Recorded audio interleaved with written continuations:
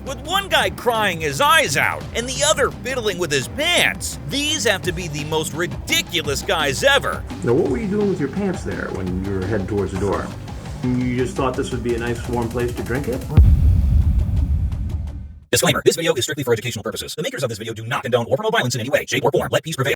Since you guys love the previous take on how ridiculous these guys can actually be, I had to make another one. And this guy right here was so high-spirited that he brought an entire rack along. Hang out at the bar for a second, I'll be right back down, alright? Wait, did I hear the girl say hang out at the bar? This bozo has got enough drinks to stock the hell out of the bar. I'm like 5 seconds into this guy and I already have a bad impression about him. I mean, just take a look at the number of bottles he's brought along to meet someone who can't even drink, man. What was he even thinking? Well, if you ask me, I think this guy had quite a lot of stuff running through his head. Now, watch carefully. While he was waiting for the girl to show up, the man began to fiddle with his zipper. Either he was getting his little guy downstairs ready for whatever reason he came here, or maybe he was heading out to relieve himself. But I guess we'll never know, because before he made his next move, Chris decided to walk in. How are you tonight? Fine. Do me a favor and have a seat right over there. So the man you're looking at is 40-year-old Alonzo Hampton Wade. Chris was so puzzled by what Alonzo was doing before he walked in that he actually asked him out of sheer curiosity. I mean, what the hell was he doing with his pants? And this is what the weirdo had to say.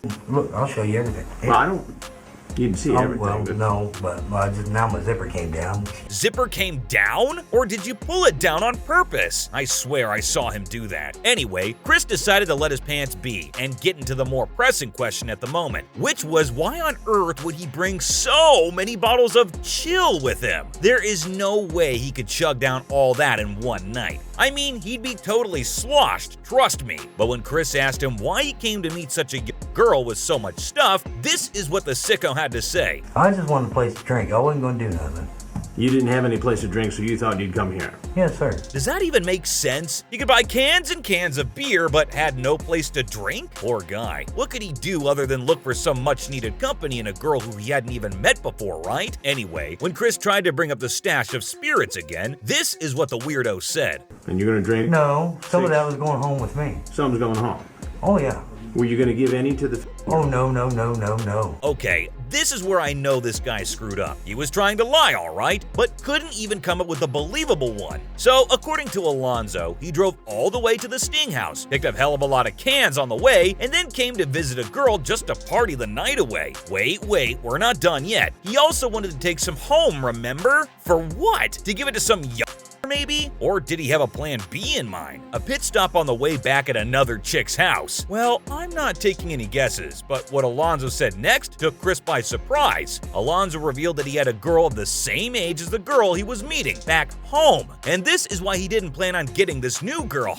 But can you even believe him? I mean, he might have a daughter, but that doesn't make it better now, does it? In fact, it makes the situation even worse. What kind of dad would want to gate crash some random girl's house, sneak in like a freak just to rock the hell out of her bed? Damn, that's just not done. Trust me, there's no more humanity left in this world. But the moment those words left his mouth, Alonzo knew he goofed up big time. I mean, the look on Chris's face was enough to get a justification out of him. And this is what he said.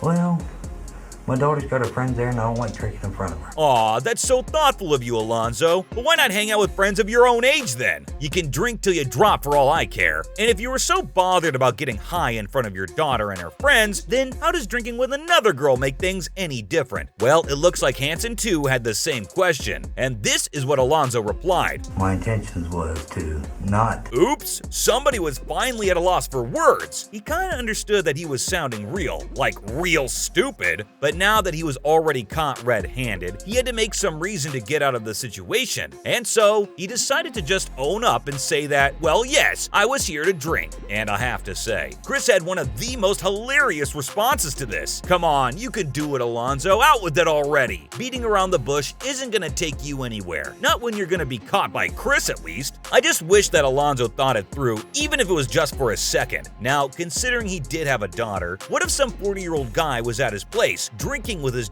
and her friends. Would he have liked to see that? And what happened to all the bars, by the way? Isn't that the reason bars exist? So you don't have to drink alone? Well, you could always find someone to not only drink with, but also spend the night with right there. Who knows? But when Chris kept pressing him for a convincing answer, Alonzo came up with more answers that were downright ridiculous. I just wanted to party, that's all. Okay, it looks like Alonzo is not willing to give up anytime soon. And so, Chris decided to bring up the chat logs. He could now pinpoint at the outrageous conversations where the sicko has made his intentions pretty clear for his night out. When Chris asked him if he was willing to go all the way with the Alonzo gave a very confused answer. Or maybe he just blurted out the truth. Well, up here, yes. Would I? No. Or maybe.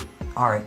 And well, he had a pretty good reason for it as well. Alonzo went on to add that if he was drunk enough, and if the girl actually asked for it, then maybe he would have done it. I mean, how could he deny the girl? He was a gentleman after all. But all through this, Alonzo had no idea that he was actually just sitting there in the Sting house and confessing to a crime that he had already committed. Well, yeah, you don't have to really do it. The very fact that you try to or approach someone with an intention to, it's enough to land you behind bars. And Alonzo was in this crap neck deep. He only had his head sticking out, and that would soon go down under. At the moment, Alonzo had no idea that he was being recorded. But when the cameramen showed up and Chris revealed his true identity, Alonzo told the only thing that made sense from the time he walked into the Sting house. Our man was now fully aware of his situation, and in one sentence, he summed up the entire episode for us by saying this: I should go to jail.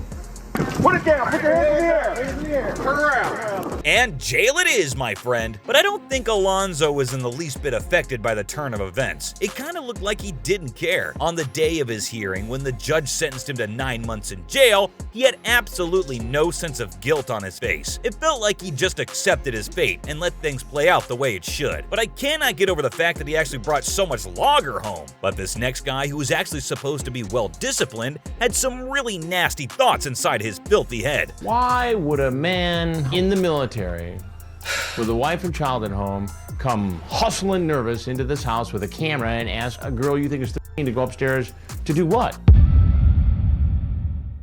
We've seen weirdos of all kinds show up on the show, from teachers to lawyers and sometimes even cops. But someone from the Air Force? Now that's new. Meet Ernest Timmons, and this guy was into shooting missiles of a different kind. Right off the bat, Ernest came across as a sicko of the highest order. Ernest went by the screen name Jokester34, and this is how the conversation took off. What do you want me to do? Whatever you want, but I thought you wanted the real thing. So you see how the girl was trying to put ideas into his head? Well, she didn't have to try too long, as Ernest caught on pretty quickly, and he kept things simple. He wanted what he wanted, and there was no two ways about it. To keep the conversation going, Ernest wanted some kind of assurance that he was into the right girl, and so he asked if he could get a good look at her lofty assets. When he asked her for a picture, the team replied back saying that she didn't have a camera, and surprisingly, he seemed to be pretty convinced by the answer. But before he started asking more questions, the girl put more ideas into his head, by in turn asking him to bring his camera. Ernest was a little taken aback by the weird request, but I think he got the point, because soon enough, he made it to the Sting house. And looky look, he did bring the camera with him after all. Now this sicko was well aware that what he was getting into would land him in trouble, but it wasn't enough to stop him from coming, that too with a camera. However, he told the girl that their mating would be over and done with as soon as possible. Why? Because he wanted to head back ASAP, and just like he mentioned, when the girl asked him to hang around the bar for a while, this is what he said. Yeah, can we just go upstairs for a little bit?